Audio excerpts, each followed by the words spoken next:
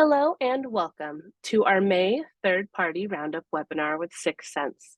Today, we have our industry expert, John Cassell, here to give us an inside look on the newest third-party patch releases.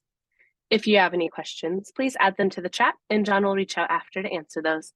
And with that, I'll pass things over to John Cassell. Hi, everyone. Thank you for attending this month's third-party roundup webcast.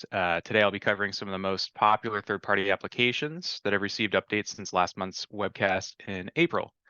There have been a number of security bulletins and advisories throughout the month, as well as multiple version updates across multiple products, and a few 0 days that we'll be discussing. Before we start, two items I wanted to cover for my audience. First, last month we discussed the backlog with the NVD, the National Vulnerability Database. If you haven't heard, NIST reported a growing backlog of vulnerabilities submitted to the NVD that still require analysis. They are many, many weeks behind. Their announcement reported it's based on a variety of factors, including an increase in software and therefore vulnerabilities, as well as a change in interagency support. There are a number of rumors as well, decrease in funding, and as well competition with the private market. What this means is that the most trusted source for the severity scores is behind, and of course, many disclosed CVEs still have no score. NIST's announcement continued that the agency is prioritizing the analysis of the most significant vulnerabilities. In addition, they are working with agency partners to bring on more support and have assigned more NIST staff to this task. It ended looking to include the establishment of a consortium of industry, government, and other stakeholder organizations that can collaborate on research to improve the database. So we are actually going to see additional private organizations step in here and supply scoring, which is great to get a diversified approach, although again, things are going to be different going forward. Second item, especially for my regular audience members, is that this will be the final webcast covering third-party application updates specifically. Starting next month, we're going to focus solely on any vulnerabilities disclosed throughout the previous month, whether they're patchable or not. I've always focused on vulnerabilities for this webcast, and then, of course, angle it towards what we can patch today and ensuring that you do have everything updated. It's the easier route, of course, to solving vulnerabilities, but we will be discussing a little bit more of workarounds and mitigations on the next month, as well as going forward. Since NIST, of course, is a more difficult source to gather information from, we have so many other options out there, such as CISA and MITRE, as well as other private advisories that are growing from manufacturers themselves. The format will soon include additional members from my team, so we'll bring our preferred operating system as well as the application vulnerabilities to the table, and we will continue to discuss our findings at the end of every month, as we have been doing with this webcast. So jumping into this month's findings, for anyone that's been on my webcast in the past, you know that I kind of go through a little bit of an approach towards attack metrics, kind of looking at how we classify first here at Syxsense. In the past, we've covered different general metrics to prioritize patches according to the vulnerabilities that they're built to resolve. And here at Syxsense, we do focus on 6 factors. First, we consider the vendor severity, which ranges from critical severity to non-applicable, and again is provided directly from the update manufacturer. While it's crucial to check vendor severity, it is worth noting that it can be biased. Many third-party updates don't receive severity ratings from manufacturers to avoid highlighting the product in an or their application negatively. Now in the US here, we have received advisories, or I should say at least I'll call them advisories, from administration, of course, putting pressure on manufacturers to release better secure products and holding them accountable for the issues that, of course, they release. Massive amounts of vulnerabilities and untested software, that kind of thing. So due to the NVD, and this is all somewhat related, due to the NVD being down, again, third-party manufacturers have been stepping up. So as much as in the past I've said, be careful with the vendor severity, I would still use caution. But these days, if we don't have the next score, which we'll just talk about, the CVSS score from the general industry that's non-biased, we do have to rely on other sources. So in the past, we've historically prioritized the industry's severity, such as that CVSS score, the Common Vulnerability Scoring System, calculated by, again, NIST, as well as other parties. The score ranges from 0 to 10, with higher ratings indicating a higher likelihood of exploitation.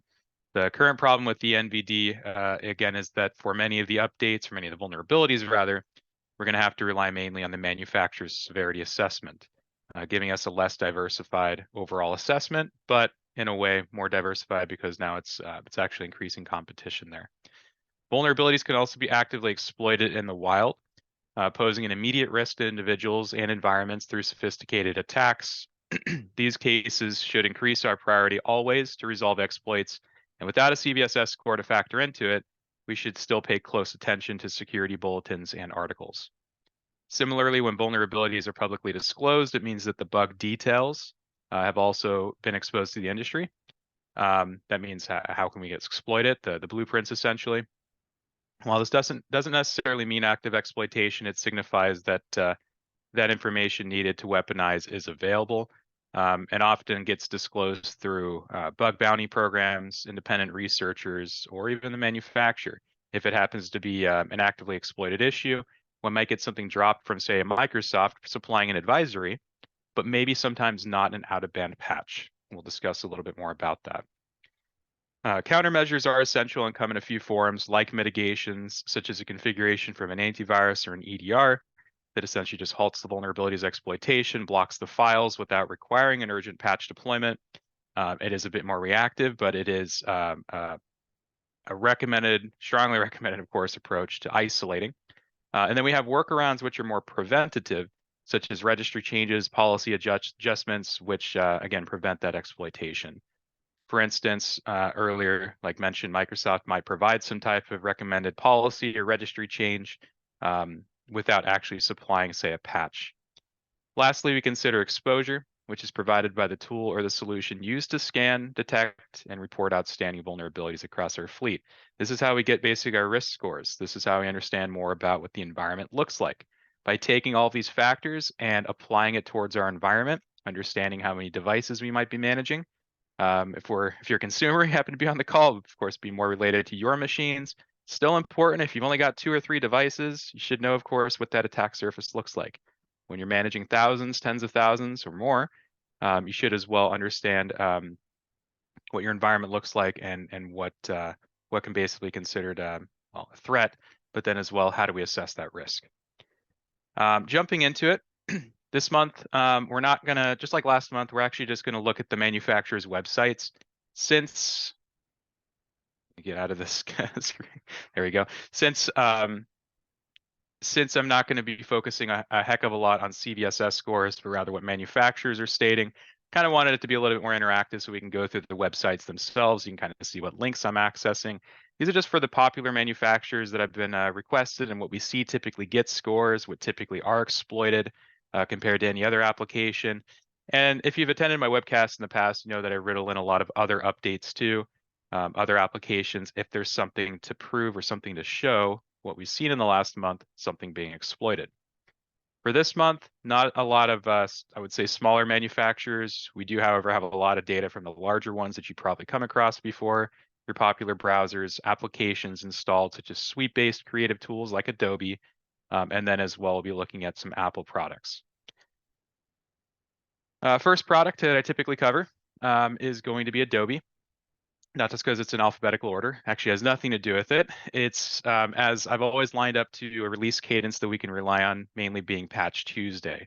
And the only manufacturer where we guarantee we can always get the update, just like with Microsoft's operating system updates on the second Tuesday of the month, Adobe followed suit many years ago. So it's a manufacturer we guarantee we're going to see these again on that second Tuesday of the month. There were 8 separate products updated.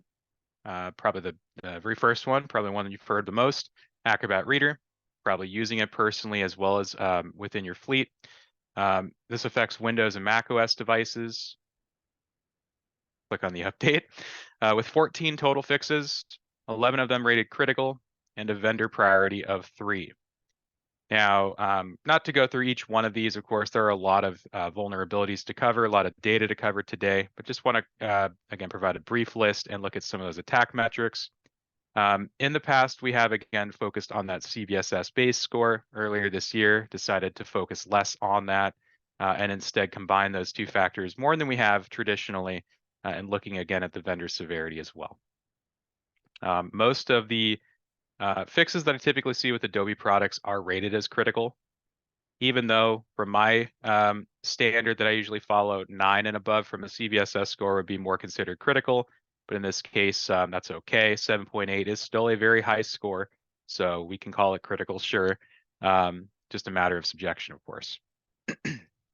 Looking at the next product, Illustrator, also for Windows and Mac OS devices. Not a lot of fixes here, 3 total. However, 2 critical that I did want to show today, considering an out-of-bounds write issue use after free, which we'll see this term over and over with Adobe's products, if exploited, could lead to arbitrary code execution.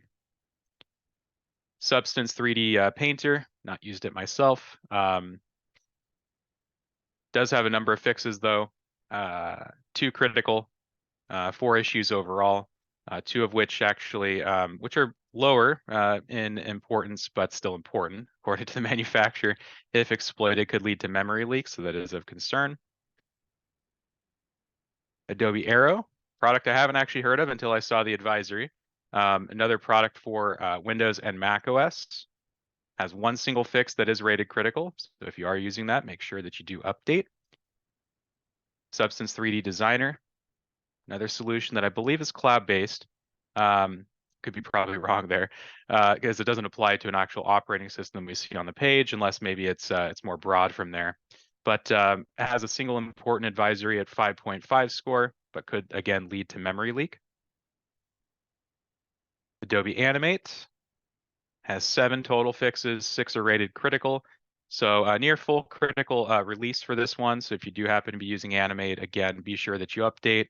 And I shouldn't have to say it, again, over and over. We should be updating these. The purpose of this webcast is instead to know what did the last month look like, not to get you guys out of your chair to go do something. Your patch strategy should already be in place. So it's, again, just a listing to see what it is that we could have been impacted by. FrameMaker, another popular product. Windows only in this case, does not affect Mac OS devices. Had 8 total fixes, with 5 of them being critical. Again, all pretty much the same. Their critical score and 7.8, but all could lead to arbitrary code execution if exploited. And lastly, product I haven't heard about for many years now, although I know it's still around, has been around all this time, just not as popular as it once was. Adobe Dreamweaver for Windows and Mac OS devices. Had 1 particular fix, although it is rated as critical. I did not see a score on this one, but they are mentioning that it is critical. There is a CVE tied to it, which, again, just for visualization, probably does not have a score from NVD, but was supplied by the manufacturer. So if we look at this particular one, let's look at CVSS of 3. Okay, so CVSS actually does have an 8.2 of high. That would be considered high severity, although they did say critical. Looks like it does have a score, it just didn't make their advisory. But we can see here, this is something to look at when you are, say, looking at NIST site or others. Just take a look at where the information is coming from. In this case, it is coming from the manufacturer directly. There are many other, I'll just say, organizations and entities that have actually been placed here, whereas traditionally you wouldn't see who's rating it, or I think in the past it would just say NVD. Now we are seeing other names injected into this space.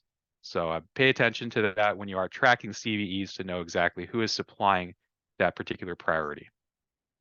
Going back to Adobe, one last thing, which I mentioned briefly, but just to circle back according to their webpage, it is worth noting again that they do provide a vendor severity rating along with their bulletins, and all the products mentioned for this last month have received a normal priority of 3. 3 is good. Any lower than that would be more concerning. So it's not the higher the number with Adobe, but rather the lower that's more concerning.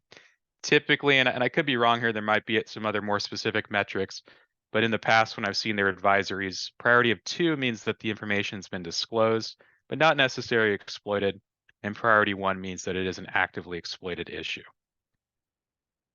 So let's move on to another product that you probably might have more, I would say probably more in your environment widespread would be Chrome. And as well, probably personally as well as within your business. The first release of Chrome for the 9th month in a row now has dropped on the day of our webcast. So I didn't cover it last month. On the 30th when we had our webcast, they dropped a little later in the day, and we'll do another check before we end our webcast today to see if something does drop. But on Tuesday, April 30th, they dropped a release to fix 2 high-severity issues. Both were disclosed externally by researchers. Only one of them getting a payout, $3,000, not bad, for a use after free issue and picture-in-picture. That's all that I've seen released for this particular one. But again, they are both high severity, so you should be getting updates automatically from Chrome. Usually when you boot up the browser for the first time in your instance of your OS, it will perform an update. And the same goes with others like Edge. But let's move on because there were some interesting, very interesting releases for this month when it comes to Chrome.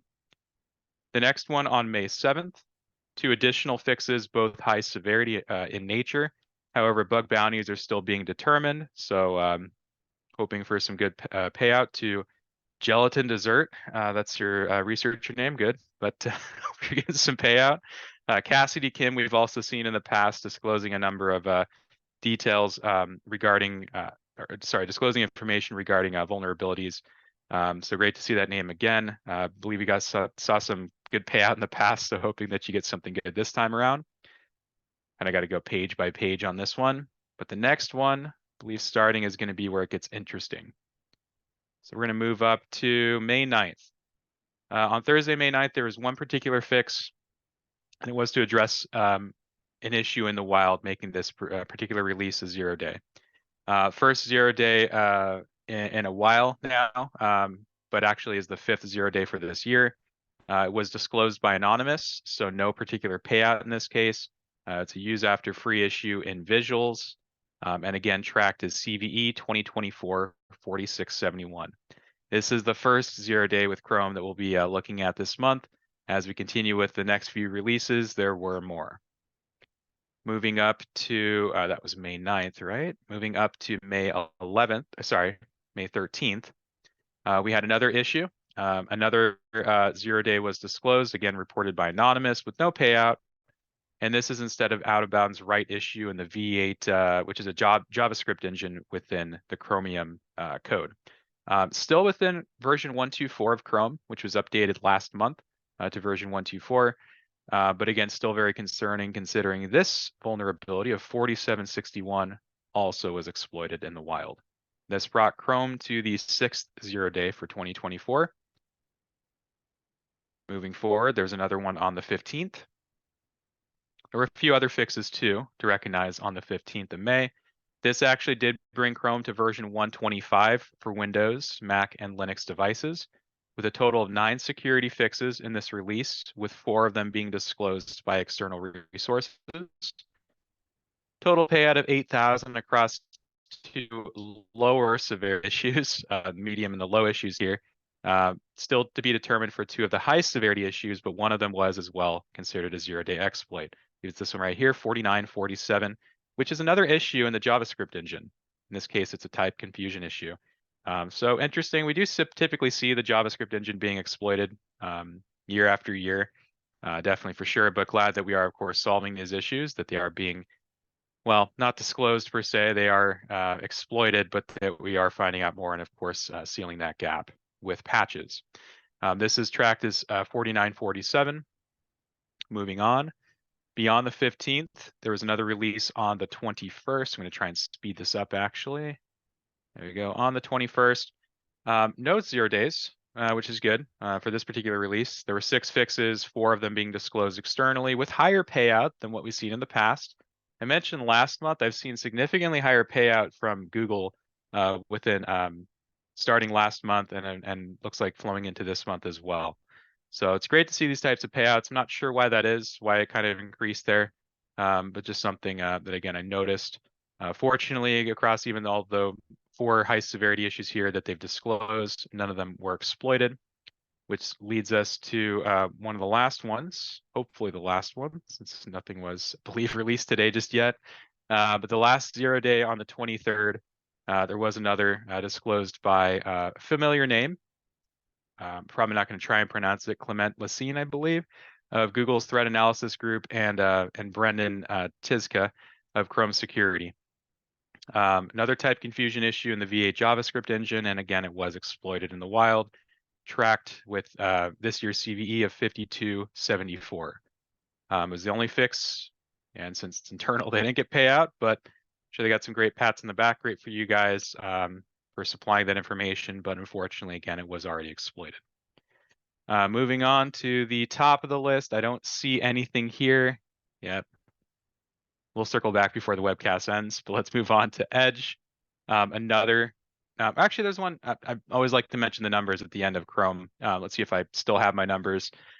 Looking back to 2021, that was a tough year for Google as they had 16 zero-day exploits. 2022, there were 9. 2023, there were 8. Unfortunately, this year we're already looking at the same amount as last year, and technically, I don't believe we're really fully halfway through the year. So, at this rate, there will probably more to come. Looks like I would assume, again, huge assumption. If we hold LS constant, we don't have any new zero days for the rest of the year. 2023 will probably have less than this year. But it's good, of course, that we are finding these issues and patching them. It is, however, unfortunate that they do get exploited in the wild. The next product, Edge, which again is another Chromium-based browser, just like Opera and Brave, as well as others, but Edge is very popular, so one reason that we do cover it. It had 7 releases since last month's webcast. I'm just going to speed this up and go through a few of them. I'm not actually going to use the advisory that I see here. This is great to see the features, but there's another link that we can click here to say view the stable channel security updates. And we're going to start with May 2nd. This takes us to an additional page, which will actually specifically focus on the CVEs, or the security side, or perspective rather, to see what those issues are. On May 2nd, we didn't have anything particular to highlight. However, the next release on May 10th did address again that first zero day of 4671. And there was as well an Edge-specific vulnerability, tracked as 30055. Has a lower score of 5.4, not one that you have to really freak out over. Exploitation is less likely. However, always pay attention to the attack metrics, because this is where, based on what operating systems you're using, how you're hosted, how your environment is laid out, and your general infrastructure, it's important to know what these look like with each vulnerability, and if it is something that you'd be more concerned about. Maybe it's around user interaction, maybe it's around confidentiality impact, or of course the attack vectors. And moving on to the 14th release, another one of those 0 days was resolved in this particular one for 4761. Moving forward to the 16th release, another 0 day resolve, 4947. You might notice that we have 2 days apart here. That's because Chrome actually does have, Edge has 2 versions that they still patch, 124, and as well, the next one moves to 125. Resolving the same 0 days, just based on which channel you're in, and as well having the same Edge-specific vulnerability. This is another one, information disclosure vulnerability, tracked as 30056. 7.1 score, so a bit more concerning. User interaction is still required, however, confidentiality impact is high, so that's probably what most likely changed the score and increased that there. Exploitation still less likely, but well, I'm a little bit more concerned about that, and as well the fact that the score is higher. Moving on, just for the sake of time, going directly to May 24th, there are actually 2 releases. Nothing here drastic for security other than, again, the same 0 day, 5274 from earlier this month. But if we go back to the main page, if you want to see the rest of the features, you will as well see the rest of the feature updates, what they dropped. There were 3 additional features. I'm sorry, wrong version. That's right. Sorry, I've skipped it on the 17th release. 3 additional policies, 1 deprecated, 3 additional features. Welcome to read through that. I just want to kind of jump to the next update, but nothing major, I would say. The big piece, again, that is the big takeaway is that there were a number of 0 days this month. So do make sure that your browsers are getting updated. Next browser you may or may not be using, but we do appreciate what they do, and especially disclosing all their information since it is more of an open source project. That would be any product from Mozilla. They actually moved to version 1.2.6 for Firefox back on the 14th of May. And this brought, again, Firefox to version 1.2.6 for main and extended release users. There were 7 additional features, nothing major. Otherwise, I'd probably mention it. I've already gone through a bunch of these. You're welcome to check the advisories, but I want to focus a little bit more on the security side. 16 total security fixes with 2 rated as high severity. None of the release, or I should say, none of the 0 days in Chromium affect Mozilla for this month. However, we have seen it in the past. And in this case, again, we do have a number of fixes, but only 2 with high severity, so I would call this a lighter month than normal. Going back a version, though, there was also a sub-release for 126.0.1 with 4 additional bug fixes, none of them related to security. That's great to see. Some additional products that have received updates since the start of this month include 7-Zip, Bitwarden, Cisco products. There are a number of them that actually had advisories from, let's actually look that up real quick, from CISA, which we can always go and access and see what are the latest alerts and advisories. And of course, just ban these out here chronologically. Definitely pay attention to the known exploited vulnerability list. The KEV is very important to understand what is currently being exploited out there. And of course, it's a running tally, so it'll track that list year after year, or rather, at least consolidating at the end of the year to see what you're affected by. I usually see more about in the Cisco releases here when I say many products, including WebEx. WebEx is, of course, an easy one to explain, but there are many other products from Cisco that do get advisories too. Citrix products also received some releases: Dropbox, Foxit Reader, Genesis Cloud, Google Drive, iTunes for Windows, which we'll circle back to, Jenkins, Power BI, Notepad++, Opera, Real VNC, Ring Central, Screen Connect, Skype, Slack, TeamViewer, Thunderbird, of course, just like Firefox, VirtualBox, WinRare, Wireshark, and Zoom. Now, I know that this is a third-party update webcast, and one reason that we'll slightly be changing the format next month with a few of my additional team members, but I have always brought in Apple products too, even though, of course, I know it's not a third-party product, more of an operating system. Of course, most of these are, but it is something that I do like to include in my webcast just for the sake of how many zero-day exploits they've received over the last couple of years. Unfortunately, there were a few. I'm not going to click on every single one of these products. I will highlight a few, but I have the numbers. Basically, tvOS had 5 issues resolved. watchOS had 6. macOS Monterey had 2 issues resolved. And the only one that I'm going to click on here, actually one of 2, is going to be for macOS Ventura. Ventura had 3 issues, but one of them was a 0-day. Right here, the information provided from Apple stipulates that it may have been exploited in the wild, and that was for CVE 2024-23296 in RT-Kit.